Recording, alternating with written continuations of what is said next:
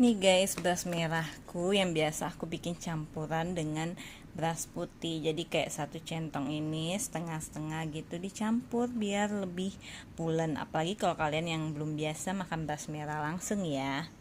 Nah ini masak secentong aja karena buat di kosan. Tapi ini cukup banget kok untuk 2 kali makan. Nih, dari sini aja sudah ada wangi-wanginya dikit, pasti bakalan pulen. Mantap kan? Ini udah habis, besok udah mau beli beras putihnya lagi buat campuran beras merah. Belinya nggak usah banyak, seliter 2 liter aja karena aku makannya campur beras merah deh.